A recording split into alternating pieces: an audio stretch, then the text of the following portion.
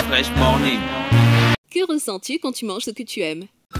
Ça me rappelle mon enfance. Ah, c'est trop bien. Il y a des choses là, on ne peut pas mettre les mots dessus. Le temps s'arrête. Ça me met de bonne humeur. Non, je peux plus m'arrêter. Ça passe par mon cœur. Et toi?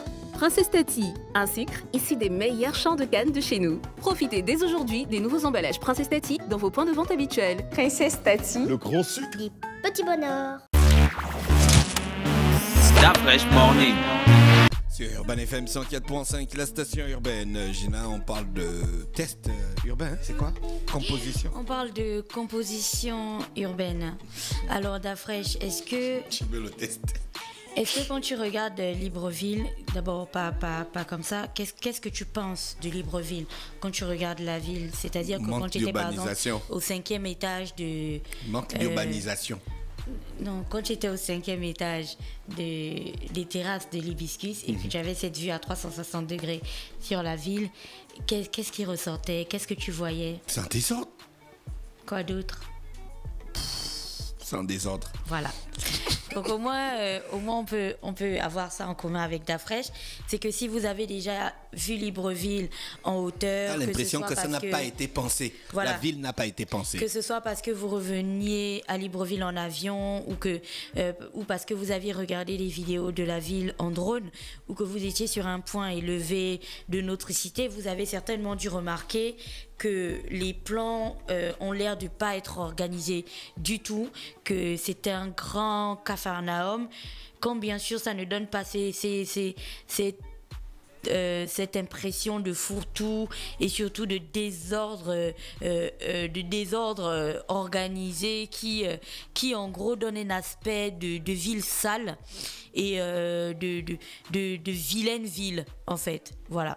Donc c'est ça en fait qui ressort de Libreville et ce week-end j'étais en train de discuter avec des amis qui sont architectes, c'est des jeunes Gabonais qui sont architectes et je leur reprochais le fait d'être des architectes en fait et de continuer à vivre dans une cité aussi vilaine que la nôtre sans pour autant en faire quelque chose. Et puis là, on a commencé à discuter d'architecture et d'aménagement urbain et de tout ça.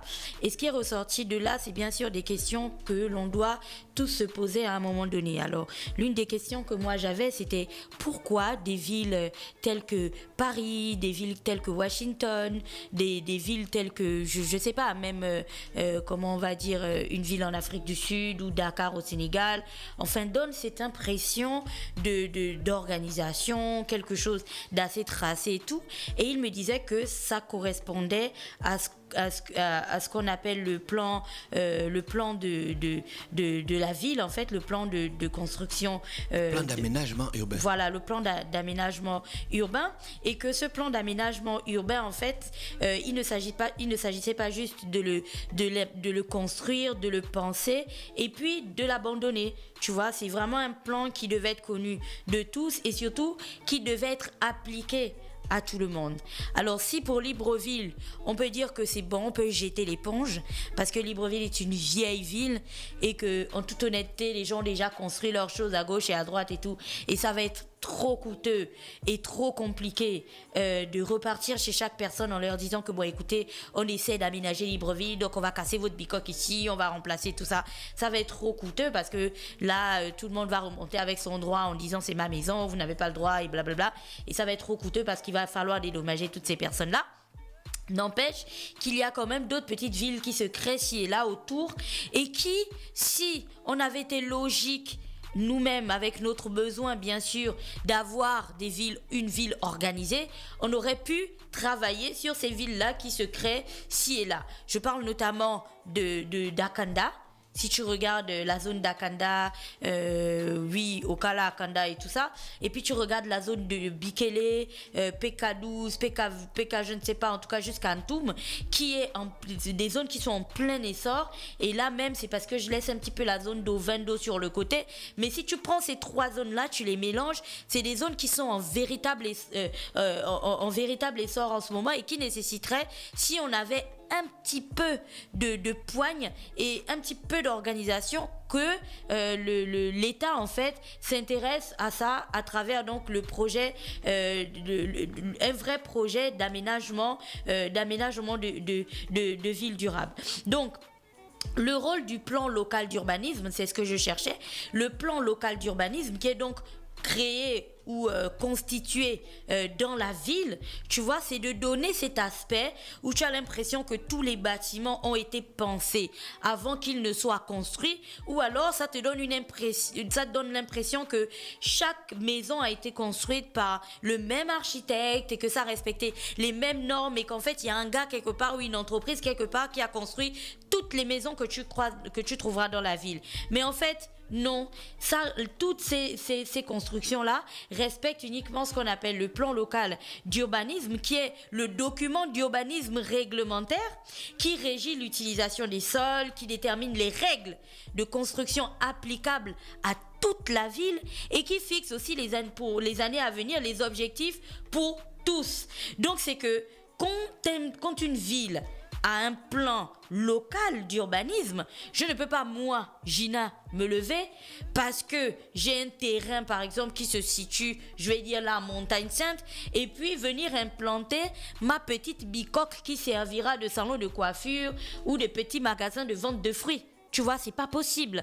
Une fois que j'ai un espace, parce que les lopins de terre sont comment on appelle ça? Tu sais, on coupe ça j'ai oublié comment le mot, tu vois, quand on détermine un petit espace, la NUTTC utilise ça souvent.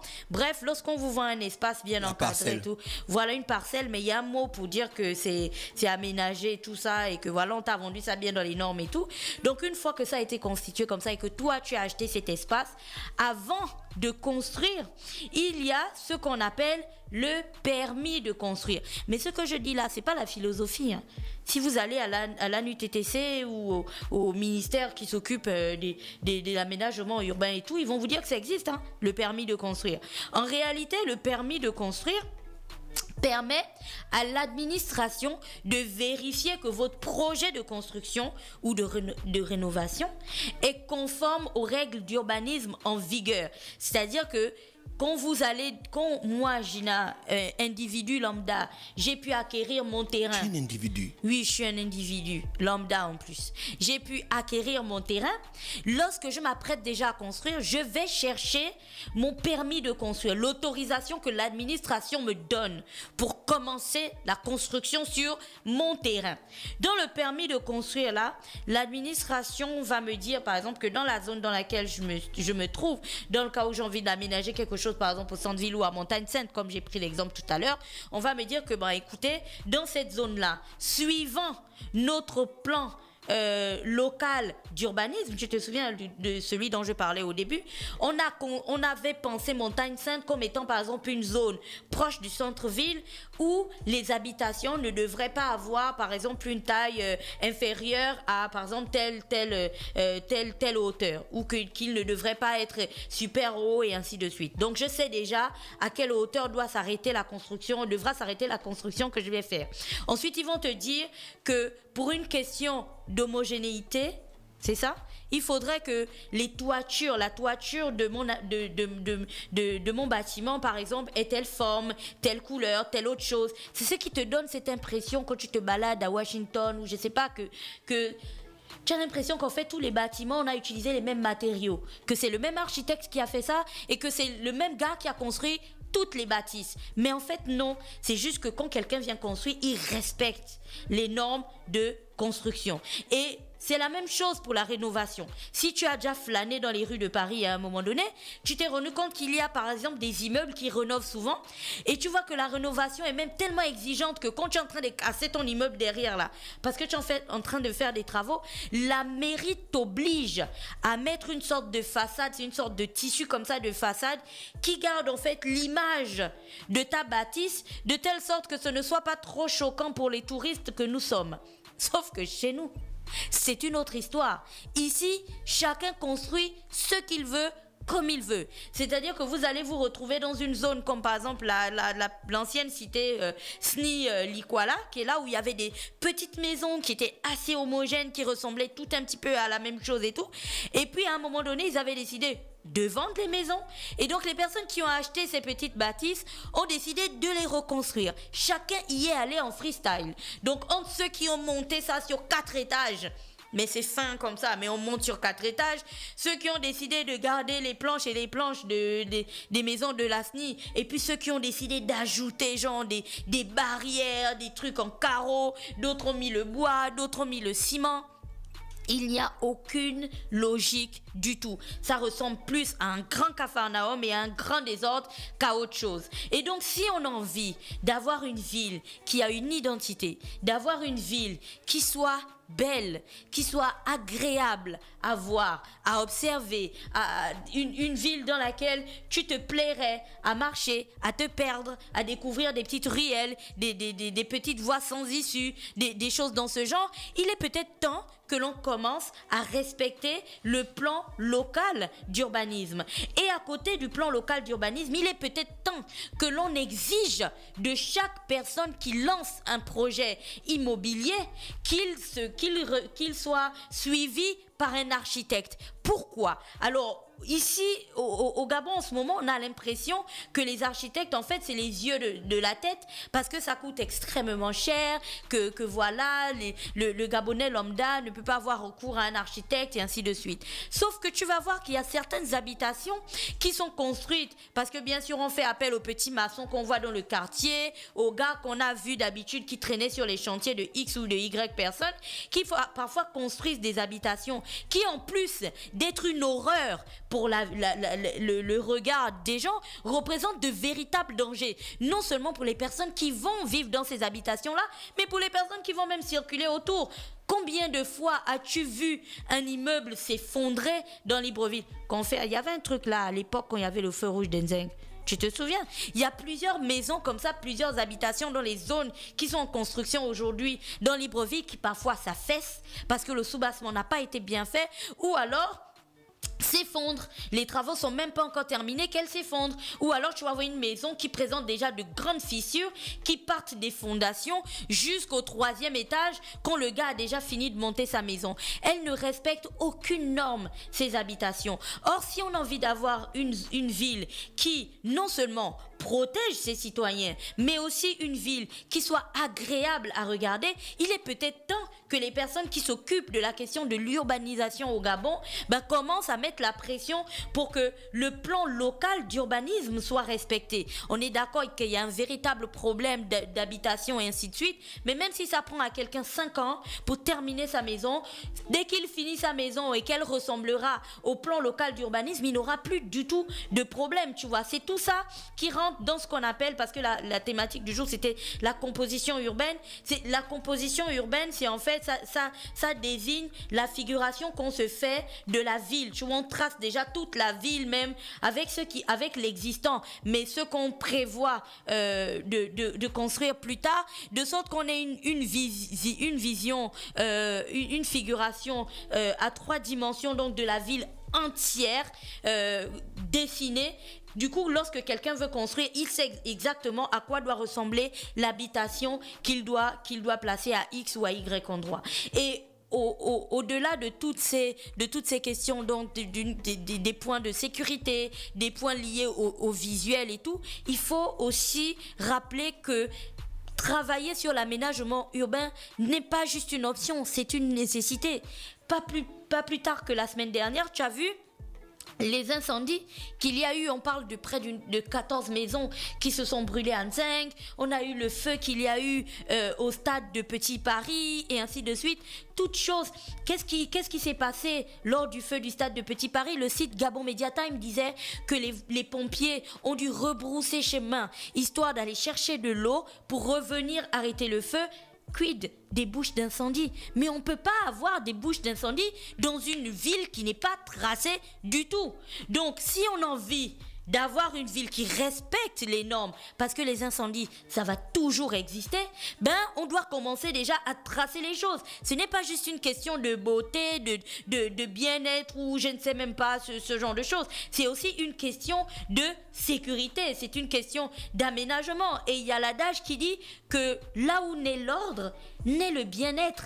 S'il n'y a pas d'ordre, il n'y a pas de bien-être. Tu auras beau avoir la magnifique maison dont tu as piqué le plan dans une petite vallée de Californie ou je ne sais pas quoi, que tu es venu implanter, mais si ton voisin a sa petite bicoque qu'il a sortie de Tsotanzala et tout ça dans un village et puis voilà, ça ne ressemblera à rien, ce ne sera pas agréable. Tu pourras mettre le plus grand portail qui soit, ce ne sera pas agréable. Là où naît l'ordre, naît le bien-être. Donc on doit d'abord commencer par emmener un petit peu d'ordre dans tout ce que nous faisons et dans tout ce que nous sommes pour espérer avoir un semblant de bien-être. Parce que pour l'occasion, c'est vraiment pas à gagner, quoi. Je ne connais personne qui circule dans Libreville et qui prend autant de plaisir à le faire que quelqu'un qui circulerait dans Paris, par exemple, ou qui marcherait en Afrique du Sud, à Johannesburg, ou qui marcherait, je ne sais pas, en Angola, ou ce genre de choses.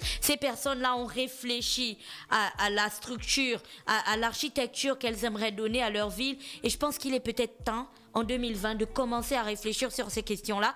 Ça va nous prendre du temps, certes, mais croyez-moi, entre les années, je vais même m'arrêter peut-être aux années 2000 seulement, entre les années 2000 et aujourd'hui 2020, tu n'imagineras pas d'Afresh le nombre de jeunes Gabonais qui sont allés faire des études d'architecture ou d'aménagement urbain en France, aux États-Unis, en Angleterre et ainsi de suite, et qui sont remplis dans Libreville et qui ne demandent qu'une seule chose, à être intégrés dans des projets, dans des projets